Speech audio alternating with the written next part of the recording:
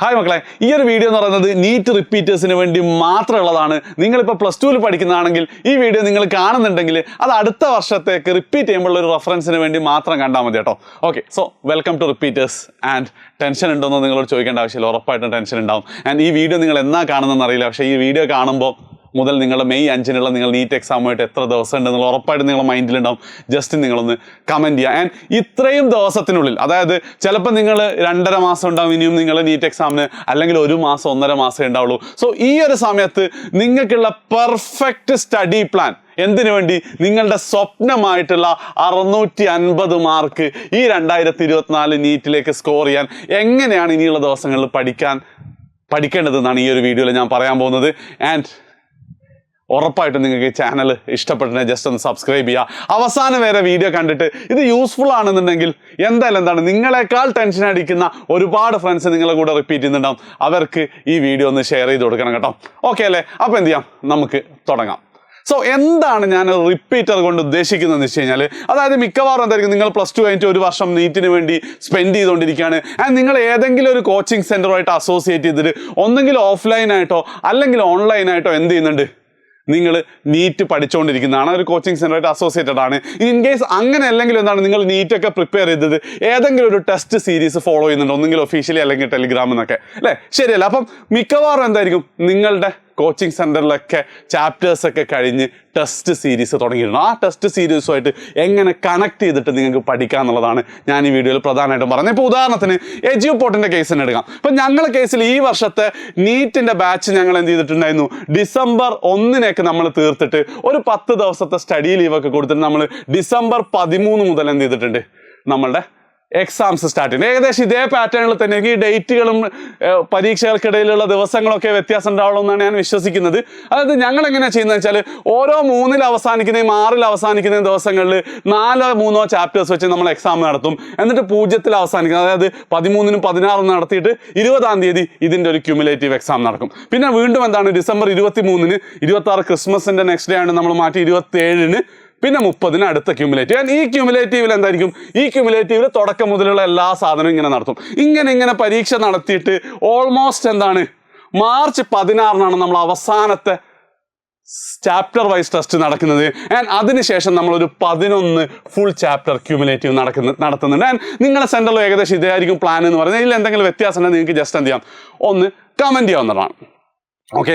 And നിങ്ങൾ ഇപ്പോഴത്തെ അവസ്ഥ എന്ന് പറയുമ്പോൾ ഇങ്ങനെ ടെസ്റ്റുകൾ നടക്കുന്നുണ്ടാവും, ചിലതിൽ പഠിച്ചിരുന്നുണ്ടാവില്ല, ചിലത് പഠിച്ചിട്ടുണ്ടാവും, ചിലപ്പോൾ എന്താ ചെയ്യേണ്ടതെന്നൊന്നും അറിയാത്ത ആകെ ഒരു അവസ്ഥയിലായിരിക്കും, അല്ലേ? ഏറ്റവും ഫസ്റ്റ് നിങ്ങൾ ചെയ്യേണ്ടതെന്ന് വെച്ചാൽ ആ ഒരു അവസ്ഥ നിങ്ങൾ മാറ്റണം എന്നുള്ളതാണ്. അതായത് നിങ്ങൾക്ക് ഇന്ന് ഈ വീഡിയോ കണ്ടു കഴിഞ്ഞാൽ നിങ്ങൾ ഫസ്റ്റ് ചെയ്യേണ്ട എക്സസൈസ് എന്ന് പറഞ്ഞു കഴിഞ്ഞാൽ, നിങ്ങൾക്ക് എന്തൊക്കെ അറിയാമെന്നുള്ളതിനെക്കുറിച്ച് കൃത്യമായിട്ടൊരു ബോധം വേണം. ആ ഒരു സംഭവമല്ലേ സത്യം പറഞ്ഞാൽ നിങ്ങൾക്ക് മിസ് ചെയ്യുന്നത്. അതായത് എന്താ സംഭവിച്ചത്, റിപ്പീറ്റ് തുടങ്ങിയപ്പോൾ ഓരോ ദിവസം എടുക്കുന്ന ചാപ്റ്റേഴ്സ് നിങ്ങൾക്ക് അന്നന്ന് തീർക്കാൻ പറ്റുന്നുണ്ടായിരുന്നില്ലല്ലേ?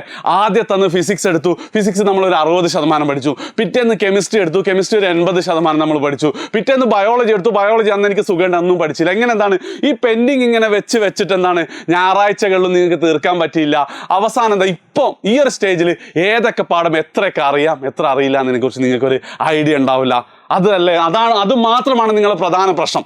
കാരണം എന്താ വെച്ചാൽ, ഈ നീറ്റിനെ കുറിച്ച് എൻ്റെ ഒരു അഭിപ്രായത്തിൽ ഇത്രയും കാലം നിങ്ങൾ എങ്ങനെ പഠിച്ചു എന്നുള്ളതിനേക്കാളും ഈ അവസാനത്തെ 3 മാസം അല്ലെ 2 മാസം എത്ര കോൺഫിഡൻറ്റോടെ എത്ര സിസ്റ്റമാറ്റിക് ആയിട്ട് നിങ്ങൾ പഠിക്കുന്നു എന്നുള്ളത് വളരെ ഇമ്പോർട്ടൻ്റ് ആണ്. ആ ഒരു സിസ്റ്റമാറ്റിക് ആയിട്ട് പഠിക്കുന്നതാണ് ഇപ്പം ഞാൻ പറയാൻ പോകുന്നത്. അപ്പോൾ നിങ്ങൾ ഏറ്റവും ഫസ്റ്റ് ചെയ്യേണ്ടത്, നിങ്ങൾ എല്ലാ ടെക്സ്റ്റ് ബുക്കുകളും എടുക്കുക, NCERT ടെക്സ്റ്റ് ബുക്കുകൾ എടുത്ത് അത് ഭയങ്കര ഭംഗിയിൽ ഓരോ ചാപ്റ്റർ അതിൽ എന്തൊക്കെ പോയിന്റുകളാണ് പഠിപ്പിക്കുന്നത് കൃത്യമായിട്ടുണ്ട്.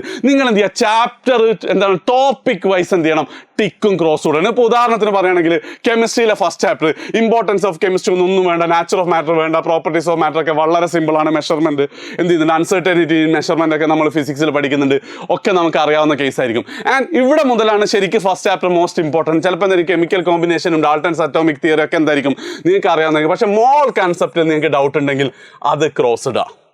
ഓക്കെ, ഇങ്ങനെ നിങ്ങൾ എന്ത് ചെയ്യണം, വീണ്ടും പെർസെൻറ്റേജ് എനിക്ക് ഭയങ്കര പ്രശ്നമാണ് എന്നുള്ളതിൽ എന്ത് ചെയ്യാം, നിങ്ങൾക്ക് ക്രോസ് ഇടാം. അങ്ങനെ എന്ത് ചെയ്യാം, നിങ്ങൾ ഏറ്റവും ഫസ്റ്റ് മുഴുവൻ സബ്ജക്റ്റുകളും ടോപ്പിക് വൈസ് അറിയോ അറിയില്ലോ എന്നുള്ളത് വെച്ച് ചെയ്യാം. ആൻഡ് സാർ ചില ടോപ്പിക് എനിക്ക് അറിയോ അറിയില്ലോ എന്ന് എനിക്ക് അറിയില്ല എന്നാണ് നിങ്ങൾ എന്ത് ചെയ്യുക, ക്രോസ് ഇടുക, അത്ര തന്നെ പറയാം. Okay, clear. ഇത് ചെയ്ത് കഴിഞ്ഞാൽ തന്നെ നിങ്ങൾക്കൊരു ആശ്വാസം കിട്ടും. കാരണം എന്താ വെച്ചാൽ എനിക്ക് ഉറപ്പാണ് മോർ ദാൻ 50% നിങ്ങൾക്ക് മൊത്തത്തിൽ നിങ്ങൾ കവർ ചെയ്ത് കഴിഞ്ഞിട്ടുണ്ടാവും. ആൻഡ് ബാക്കി 50% ഇനി അങ്ങോട്ടുള്ള ദിവസങ്ങളും തീർക്കാൻ പറ്റണം. അപ്പോൾ അതാണ് നിങ്ങൾ ഫസ്റ്റ് ചെയ്യേണ്ടത്. ഇനി രണ്ടാമത് എന്ത് ചെയ്യുക, നിങ്ങളുടെ എക്സാമിൻ്റെ ഓരോ ദിവസം. ഇപ്പോൾ ഉദാഹരണത്തിന് നിങ്ങൾ വീഡിയോ എന്നാ കാണാത്തതെന്ന് എനിക്കറിയാം. ഏറ്റവും അവസാനത്തെ മാർച്ച് 13 എക്സാം ഞാനൊന്ന് എടുക്കാം. മാർച്ച് 13 നമുക്ക് ബയോളജിയിൽ ഹ്യൂമൻ ഹെൽത്ത് ആൻഡ് ഡിസീസും മൈക്രോബ്സ് ഇൻ ഹ്യൂമൻ വെൽഫെയറുമാണ് വരുന്നത്. കെമിസ്ട്രിയിൽ അമൈൻസ് ആണ്, ഫിസിക്സിൽ ന്യൂക്ലിയർ ആണ്. ഓക്കെ. ആൻഡ് 10-ാം തീയതിയാണ് നമുക്ക് ഇതിന് മുന്നിട്ടുള്ള ക്യൂമുലേറ്റീവ്. ആകെ 4 ചാപ്റ്ററേ ഉള്ളൂ. ശരിക്കും പറഞ്ഞാൽ ഇതിൻ്റെ ഒരു പ്ലാനിങ് പ്രകാരം എന്ത് ചെയ്യാം, 11ഉം 12ഉം നമുക്ക് പഠിക്കാനുണ്ട്. 13-ാം തീയതി ഉച്ചയ്ക്ക് 2 മണിക്കാണ് ഞങ്ങൾ എക്സാം നടത്താറുള്ളത്, നീറ്റിൻ്റെ ആ ഒരു പാറ്റേൺ ഫോളോ ചെയ്യാൻ. അപ്പം അങ്ങനെ ആകുമ്പോൾ ഐഡിയൽ പ്ലാൻ എന്താ, 11-ാം തീയതി രാവിലെ ഒരു ചാപ്റ്റർ, ഉച്ചയ്ക്ക് ശേഷം വൈകുന്നേരം ഒരു ചാപ്റ്റർ, അല്ലെ രാവിലെ ഒന്ന് രാത്രി പഠിച്ചാൽ മതി. അതേപോലെ തന്നെ അമൈൻസ് ഒന്ന്, ന്യൂക്ലിയസ് പിറ്റേ ദിവസങ്ങളായിട്ട് എന്ത് ചെയ്യാം, വളരെ സിമ്പിളായിട്ട് 11ഉം 12ഉം നമുക്ക് തീർക്കാൻ പറ്റും. 13 വേണം അതൊന്ന് റിവൈസ് ചെയ്യാൻ പറ്റും. പക്ഷേ എന്താ നിങ്ങളെ പ്രശ്നം ഉണ്ടാവുക, നിങ്ങൾക്ക് എന്തുണ്ടാവും, കൂടുതൽ ചാപ്റ്റേഴ്സ് അവിടെ ഇവിടെയൊക്കെ ആയിട്ട് പെൻഡിങ് ഉണ്ടാവില്ലേ, പഠിച്ച് തീരാത്ത. അപ്പം നിങ്ങൾ ചെയ്യേണ്ടതെന്ന് വെച്ചാൽ ഡെയിലി എന്താ മിനിമം 3 ബ്ലോക്കെങ്കിലും ആയിട്ട് ഡിവൈഡ് ചെയ്തിട്ട് 3, അതായത് മോർണിംഗ് ഒന്ന്, ഉച്ച ആഫ്റ്റർനൂൺ ഒന്ന് ആൻഡ് നൈറ്റ് ഒന്ന് എന്നുള്ള രീതിയിൽ 3 ബ്ലോക്കായിട്ട് തീർത്തിട്ട് എന്ത് ചെയ്യുക, ഫസ്റ്റ് പ്രിഫറൻസ് എന്ത് ചെയ്യണം, നിങ്ങൾ ഈ വരുന്ന എക്സാമിലെ ചാപ്റ്റേഴ്സിന് കൊടുക്കുക. അതിന് ശേഷമുള്ളത് എന്ത് ചെയ്യുക, നിങ്ങൾ പഠിക്കാത്ത ചാപ്റ്റർ. അപ്പോഴൊക്കെ മക്കളെ നിങ്ങൾ ശ്രദ്ധിക്കേണ്ട കാര്യം, ആ ചാപ്റ്റർ നിങ്ങൾ പഠിച്ചിട്ടില്ലെങ്കിലും ആ ചാപ്റ്റർ നിങ്ങൾ പഠിച്ച് പൂർണ്ണമായും പഠിച്ചില്ല, ഇങ്ങനെ ചില ടോപ്പിക് ഉണ്ടെങ്കിൽ ഇതുകൾ വെറും റിവൈസ് മാത്രം ചെയ്യാം. ഇത് സീരിയസ് ആയിട്ട് പഠിക്കുക. അതെങ്ങനെയാണെന്നൊക്കെ ഉള്ളത് അടുത്തടുത്ത വീഡിയോസിലൊക്കെ തരും. ചാനൽ എന്ത് ചെയ്താൽ മതി, നിങ്ങൾ സബ്സ്ക്രൈബ് ചെയ്താൽ മതി. ഇത് ജസ്റ്റ് എന്താ, നോട്ട്സ് ഒന്ന് വായിച്ച് നോക്കിയാൽ മതി, ക്വസ്റ്റ്യൻസ് ഒന്ന് എഴുതി നോക്കിയാൽ മതി. ഇതെന്ത് ചെയ്യണം, കുറച്ച് ഡീറ്റെയിൽ ആയിട്ടാണ് പഠിക്കണം. അങ്ങനെയാണെങ്കിൽ എന്താ, നിങ്ങൾ 3-4 മണിക്കൂർ എടുക്കുന്ന ഒരു ചാപ്റ്റർ ചിലപ്പോൾ 1.5-2 മണിക്കൂറിൽ നിങ്ങൾക്ക് പഠിച്ച് തീർക്കാൻ പറ്റും. അങ്ങനെ എന്താ ചെയ്യേണ്ടതെന്ന് വെച്ചാൽ, ഇനി അങ്ങോട്ടുള്ള എല്ലാ ദിവസങ്ങളും എന്ത് ചെയ്യാം, നിങ്ങളുടെ ഡേയ്സ് നിങ്ങൾ പാക്ക് ചെയ്തിട്ട് എന്ത് സംഭവിക്കണം, നിങ്ങളുടെ ഓരോ സീരീസ് എക്സാമിൻ്റെ പോർഷൻസ് തീർത്തിട്ട് ബാക്കി മാക്സിമം ചാപ്റ്റേഴ്സുകൾ നിങ്ങൾക്ക് തീർക്കാം. ഓക്കെ. ഇവിടെ തന്നെ നിങ്ങൾ മോസ്റ്റ് ഇമ്പോർട്ടൻ്റ് ആയിട്ട് ചെയ്യേണ്ടത് 100%ഉം ബയോളജി നിങ്ങൾ തീർത്തിട്ടുണ്ടാവണം എന്നുള്ളത് ഉറപ്പ് വരുത്തുക നിങ്ങൾ മെയ് 5-ന് മുമ്പ്. കാരണം എന്താണ്, നിങ്ങൾക്ക് ആ 360-ലെ 350+ മാർക്ക് വളരെ വളരെ എളുപ്പത്തിൽ എന്ത് ചെയ്യാൻ പറ്റും, നിങ്ങൾക്ക് കിട്ടാവുന്ന സാധനമാണ് എന്തെന്ന്, ബയോളജി എന്ന്. ഓക്കെ. അപ്പോൾ ബയോളജിക്ക് ഫസ്റ്റ് പ്രിഫറൻസ് കൊടുക്കുക. ഇങ്ങനെ എന്ത് ചെയ്യുക, ഓരോ ദിവസങ്ങളായിട്ട് നിങ്ങൾ പഠിക്കുക എന്നുള്ളതാണ് ഏറ്റവും ഇമ്പോർട്ടൻ്റ് ആണ്. ഇവിടെ നിങ്ങൾ പ്രധാനമായിട്ടും നിങ്ങൾ ചെയ്യുന്ന ഒരു വലിയ മിസ്റ്റേക്ക് എന്താ വെച്ചാൽ, ഒരു സൈഡിൽ നിന്ന് നിങ്ങൾ പഠിക്കും, മറ്റേ സൈഡിൽ നിന്ന് എന്ത് സംഭവിക്കും, അതങ്ങോട്ട് മറന്നു പോകും. അപ്പോൾ അതുകൊണ്ട് തന്നെ നിങ്ങളുടെ സ്റ്റഡി മൊഡ്യൂൾ എന്തുണ്ടായിരിക്കണം, റിവിഷൻ ഒരു ഇമ്പോർട്ടൻസ് കൊടുത്തേ പറ്റുള്ളൂ.